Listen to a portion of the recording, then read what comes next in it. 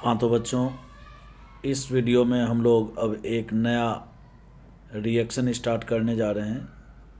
Substitution reaction का type होता है बच्चों इलेक्ट्रोफिलिक सब्स्टिट्यूशन रिएक्शन, शॉर्ट में बोलते हैं इसको ESR। क्लियर है?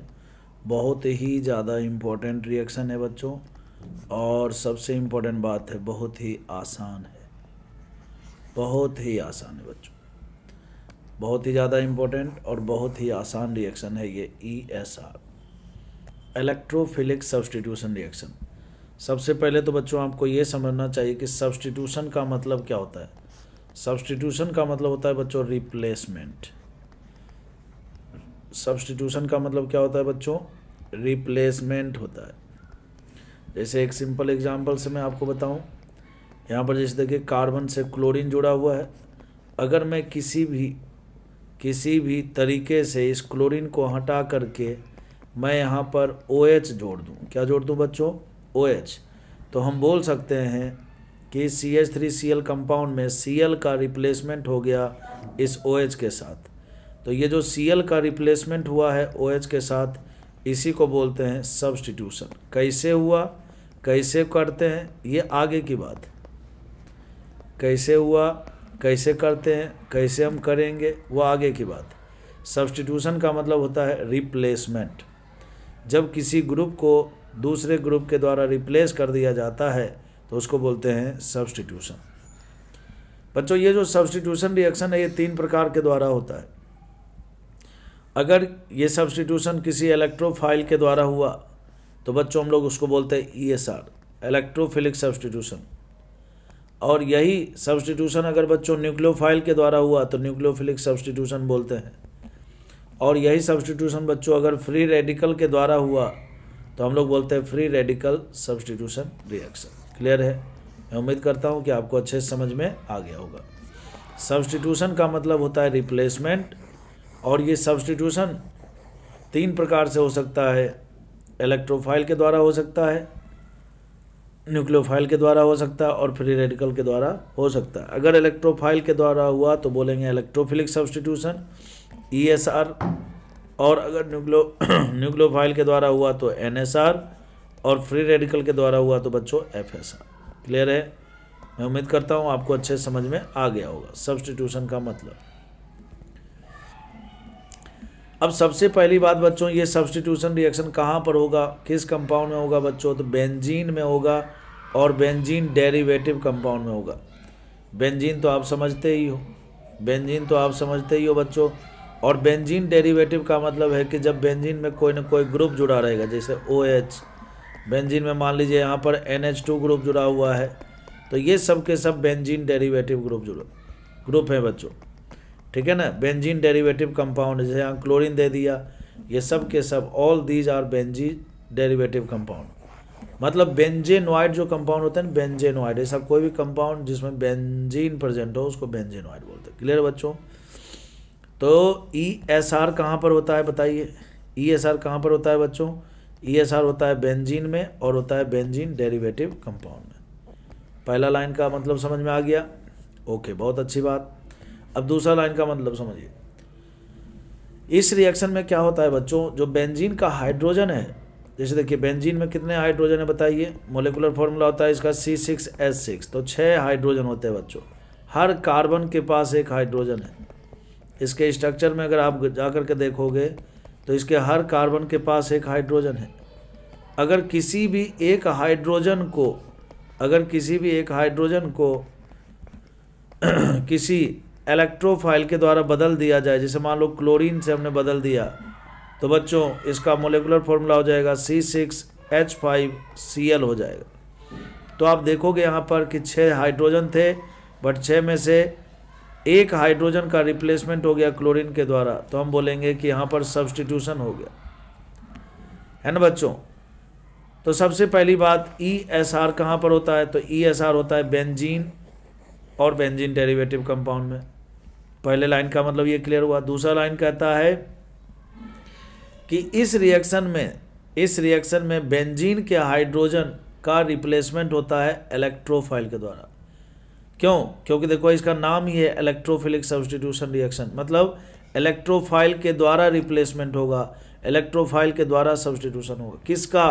तो बेंजीन के हाइड्रोजन का सब्स्टिट्यूशन होगा, रिप्लेसमेंट होगा। इन this reaction hydrogen of benzene is replaced by electrophile. इस रिएक्शन में बेंजीन के हाइड्रोजन का रिप्लेसमेंट होता है किसके साथ? इलेक्ट्रोफाइल के साथ होता है ना बच्चों। या फिर in this reaction replacement of hydrogen takes place by electrophile, that's why reaction is called electrophilic substitution. इस रिएक्शन में बच्चों बेंजीन के हाइड्रोजन का रिप्लेसमेंट होता है किसके द्वारा? इलेक्ट्रोफाइल के द्वारा होता है, इसलिए इस रिएक्शन का नाम इलेक्ट्रोफिलिक सब्स्टिट्यूशन रिएक्शन होता है। कुल मिलाकर बात यह है कि इस रिएक्शन में बेंजीन के हाइड्रोजन का रिप्लेसमेंट होता है इलेक्ट्रोफाइल के द्वारा। चलिए इस बात को हम कुछ एग्जाम्पल समझते हैं बच्चों। देखिए यहाँ पर कुछ एग्जाम्पल लिखा हुआ है, आपको अभी इस रिजल्ट को नहीं देखना है, जो मैं समझा रहा हूँ बस उसको समझना है बच्चों। जैसे देखिए पहला एग्जाम्पल है, बेंजीन ले लिया और बेंजीन के सामने बच्चों कोई भी एक इलेक्ट्रोफाइल ले लिया। सबसे पहला नंबर ESR का रूल क्या है बच्चों, ट्रिक क्या है वो समझ लो। पूरे ESR में क्या होने वाला है, इस रिएक्शन में बेंजीन के कार्बन से इलेक्ट्रोफाइल को जोड़ा जाता है। जब भी बच्चों बेंजीन के सामने कोई इलेक्ट्रोफाइल आए तो आपको कुछ नहीं करना है, बेंजीन के किसी भी कार्बन से इलेक्ट्रोफाइल को आप जोड़ दो। बेंजीन के किसी भी कार्बन से इलेक्ट्रोफाइल को आप जोड़ दो बच्चों। जैसे मान लो बेंजीन है, जैसे बच्चों बेंजीन है और यहाँ पर इलेक्ट्रोफाइल के रूप में Cl+ है बच्चों। तो बेंजीन है और उसके सामने इलेक्ट्रोफाइल आ गया, मतलब ESR होगा। यहाँ पर भी बच्चों ESR होगा। मैकेनिज्म पूछे, ESR होगा। क्यों होगा? तो बेंजीन में ESR होता है। आगे बताएंगे और मैकेनिज्म बच्चों, अभी आपको ध्यान रखना है बेंजीन में ESR होता है, इसलिए बेंजीन के सामने जब भी इलेक्ट्रोफाइल आएगा तो सब्स्टिट्यूशन होगा। इस रिएक्शन में करते क्या है, तो इस रिएक्शन में इलेक्ट्रोफाइल जो भी है पता कर लीजिए, इलेक्ट्रोफाइल को बेंजीन के कार्बन से जोड़ दीजिए। अब कुछ बच्चों को कन्फ्यूजन होता है, सर कहाँ जोड़ेंगे? मेरा मानना है बच्चों आप कहीं भी जोड़ो। 6 कार्बन है, 6 में से जहाँ आपको अच्छा लगे वहाँ आप जोड़ दो। क्यों? क्योंकि यहाँ पर जोड़ोगे तब भी ये क्लोरोबेंजीन है और यहाँ जोड़ोगे तब भी ये क्लोरोबेंजीन है। समझ में आई बात? और अगर आपने यहाँ पर जोड़ दिया तब भी ये क्लोरोबेंजीन है। तो इसीलिए आपको पूरा छूट है, जहाँ मन करे वहाँ आप जोड़ो। समझ में आई बात? ठीक है ना? बताइए इस ESR में क्या होने वाला है। इस ESR में बच्चों इलेक्ट्रोफाइल को बेंजीन के कार्बन से डायरेक्टली जोड़ते हैं। ये ट्रिक है, अगर ये समझ गए ना आप तो समझ लीजिए कि पूरा का पूरा ESR समाप्त हो चुका है। जैसे देखिए अगला एग्जाम्पल करें, बेंजीन है और यहाँ पर बच्चों NO2+ इलेक्ट्रोफाइल है। NO2+ में बच्चों इलेक्ट्रोफाइल कौन सा एटम होता है? नाइट्रोजन। NO2+ में बच्चों इलेक्ट्रोफाइल कौन सा होता है? नाइट्रोजन एटम होता है।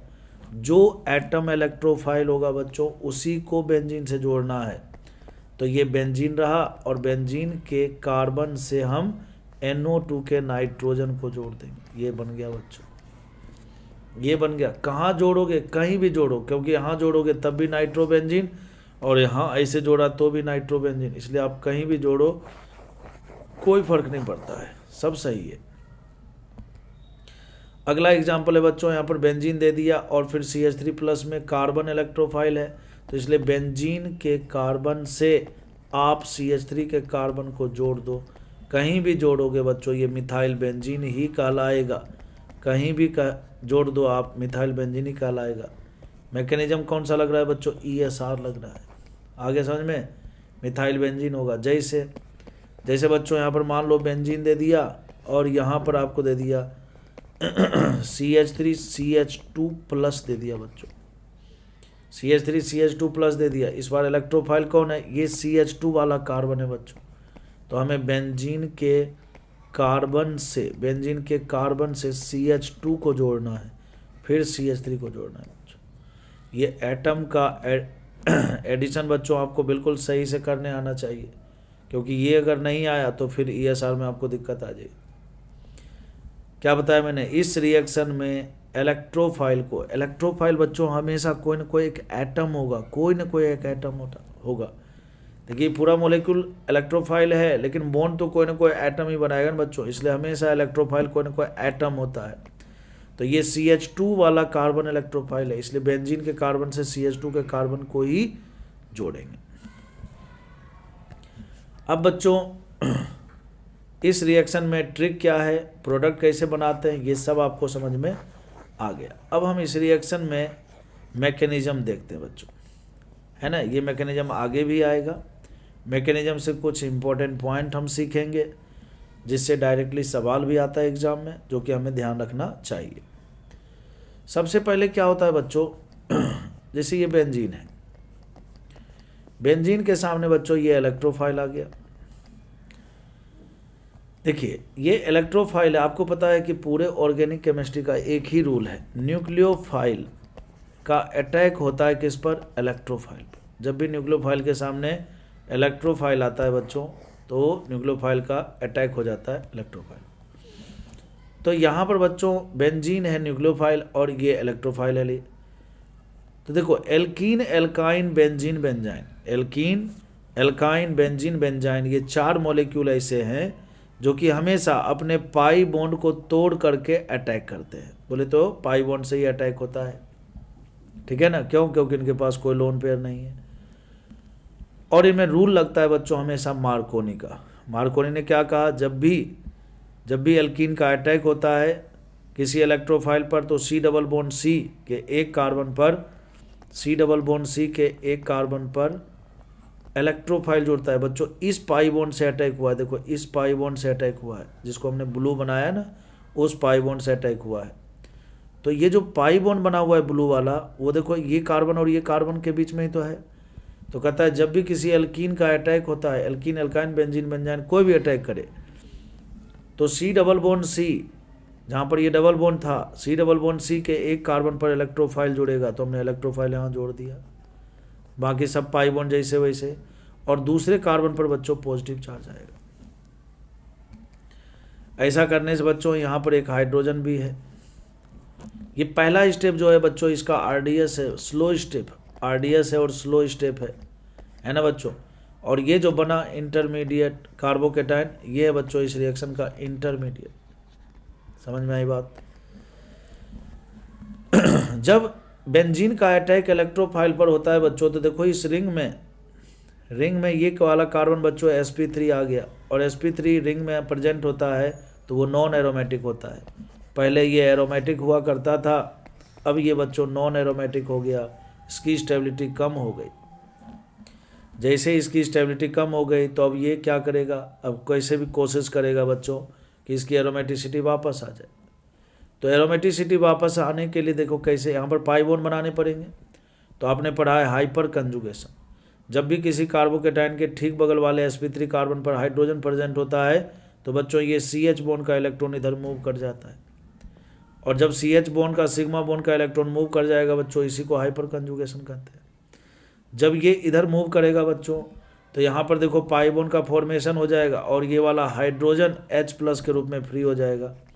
तो दूसरे स्टेप में बच्चों H+ का रिमूवल हो जाता है कॉन्जुगेट बेस के द्वारा। किसके द्वारा बच्चों, कॉन्जुगेट बेस। कोई भी हम ESR रिएक्शन पढ़ेंगे आपको और आगे डिटेल में बताएंगे, तो हर हमेशा जो भी रिएजेंट दिया जाता है ना, उसमें हमेशा एक इलेक्ट्रोफाइल बनता है, एक कॉन्जुगेट बेस बनता है। अभी आपको केवल ये ध्यान रखना है कि दूसरे स्टेप में जो H+ फ्री होता है उसको रिमूव कौन करता है बेसिकली, तो कॉन्जुगेट बेस रिमूव करता है। क्लियर है, ये आपको नॉलेज के लिए ध्यान रखना है। फाइनली अगर आप गौर से देखोगे तो बच्चों यहाँ पर जो ये डबल बॉन्ड गायब हो गया था, ये डबल बॉन्ड फिर से आ गया, यहाँ पर इलेक्ट्रोफाइल जुड़ गया बच्चों। ये हमारा मेजर प्रोडक्ट है, और ये H+ कॉन्जुगेट बेस के साथ जुड़ जाता है। ये बात है, यही सब सारी बातें हुई है। अब देखो इस पूरे रिएक्शन में जो हुआ मैंने आपको डिटेल में समझा दिया। अब जो लिखा हुआ है उसका समझाता हूँ। देखो ये बेंजीन है न्यूक्लियोफाइल, इसका अटैक हो गया बच्चों इसके ऊपर। जैसे अटैक होगा C डबल बॉन्ड C से अटैक हुआ, तो इसलिए इस कार्बन पर इलेक्ट्रोफाइल जुड़ गया और इस पर पॉजिटिव आ गया। फिर बच्चों हाइपर कंजुगेशन हुआ। दूसरे स्टेप में बच्चों यहाँ से H+ का रिमूवल होगा और ये प्रोडक्ट के रूप में बन गया। ये जो पहला स्टेप है बच्चों इसका RDS है, स्लो स्टेप है। बीच में जो बना बच्चों बीच में जो बना ये है इंटरमीडिएट। इंटरमीडिएट के रूप में क्या बनता है? इंटरमीडिएट के रूप में बनता है कार्बोकेटायन, या फिर क्या बनता है बच्चों? कार्बोनियम आयन बनता है। कार्बोनियम आयन बनता है। इसी का एक और नाम होता है बच्चों सिग्मा कॉम्प्लेक्स बोलते हैं, और इसी का एक और नाम होता है बच्चों वीलैंड कॉम्प्लेक्स बोलते हैं। वीलैंड कॉम्प्लेक्स बोलते हैं बच्चों, ठीक है ना। एग्जाम में सवाल कैसे आएगा? इस तरह से बच्चों एक रिएक्शन दे देगा बेंजीन वाला जिसमें ESR हो रहा होगा, और बोलेगा which of the following is correct about this reaction, और फिर बोलेगा इन this reaction first step is RDS, in this reaction कार्बेनाइन is intermediate, है ना। इस तरह की बातें करेगा बच्चों। अब देखो इस पूरे रिएक्शन में जो कुछ भी हुआ है ना, उसकी एक समरी बनाते बच्चों, जो कि आपको याद रखना एग्जाम में पूछा जाता है। पहला स्टेप इसका क्या था बच्चों? RDS था। इन this reaction first step is RDS और स्लो स्टेप, क्लियर है, आपको याद रखना है। इस रिएक्शन में बच्चों ये जो कार्बोकेटायन है ना, ये जो कार्बोकेटायन इंटरमीडिएट के रूप में बना, in this reaction carbocation, carbonium ion और सिग्मा कॉम्प्लेक्स और Wheland complex is obtained as a intermediate, ये भी याद रखना है आपको। इस रिएक्शन में H+ का रिमूवल होता है किसके द्वारा? कॉन्जुगेट बेस के द्वारा। कॉन्जुगेट बेस के द्वारा रिमूवल होता है सेकेंड स्टेप में। सेकेंड स्टेप में जो H+ का रिमूवल होता है बच्चों वो किसके द्वारा होता है? कॉन्जुगेट बेस के द्वारा होता है ना। तो ये कुछ इंपॉर्टेंट बात थी इसके मैकेनिज्म से रिलेटेड, जो कि पूछा जाता है अक्सर, ठीक है ना बच्चों। अब इसके बाद यहाँ से हमारा कहानी डिटेल में स्टार्ट होता है। टाइप्स ऑफ ESR रिएक्शन, ठीक है ना। टाइप्स ऑफ ESR रिएक्शन, अब हेडिंग लगा देंगे types of ESR reaction. ESR में हमें बच्चों क्या क्या पढ़ना है? हेलोजिनेशन पढ़ना है, फिर नाइट्रेशन ऑफ बेंजीन पढ़ना है ना। हेलोजिनेशन में बच्चों हम बेंजीन में हेलोजन का एडिशन करेंगे, नाइट्रेशन में NO2 ऐड करेंगे बच्चों, सल्फोनेशन में सल्फोनिक ग्रुप का एडिशन करेंगे, फ्रीडल क्राफ्ट एल्काइलेशन मतलब बेंजीन में एल्काइल ग्रुप का एडिशन होगा बच्चों, फ्रीडल क्राफ्ट एसाइलेशन बेंजीन में एसाइल ग्रुप बोलते बच्चों इसको बोलते, ठीक है ना, इसका एडिशन होगा। फिर गेटरमैन कोच रिएक्शन है ना बच्चों, ये नेमिंग रिएक्शन है, ये तीनों बहुत इंपॉर्टेंट है। और गेटरमैन एल्डिहाइड सिंथेसिस ये उतना इंपॉर्टेंट नहीं है, 6 तक इंपॉर्टेंट है बच्चों, ठीक है ना। तो इस वीडियो में हम यहीं तक रखेंगे। इसके आगे जो नेक्स्ट वीडियो आएगा उसमें बच्चों हम लोग स्टार्ट करेंगे हेलोजिनेशन ऑफ बेंजीन। मैं उम्मीद करता हूं कि इलेक्ट्रोफिलिक सब्स्टिट्यूशन रिएक्शन का ये जो बेसिक इंट्रोडक्शन वाला जो पार्ट था ये आपको अच्छे से समझ में आ गया होगा, और ये भी समझ में आया होगा कि इलेक्ट्रोफिलिक सब्स्टिट्यूशन रिएक्शन का ट्रिक क्या है, कैसे हम ट्रिक को यूज करके प्रोडक्ट फटाफट बना सकते हैं। समझ में आई बात बच्चों, ठीक है ना। तो जो कुछ भी आपको पढ़ाया इसको आप अच्छे से रिवाइज करना। नेक्स्ट वीडियो में मिलते हैं जिसमें हम पढ़ेंगे हेलोजिनेशन ऑफ बेंजीन डिटेल में।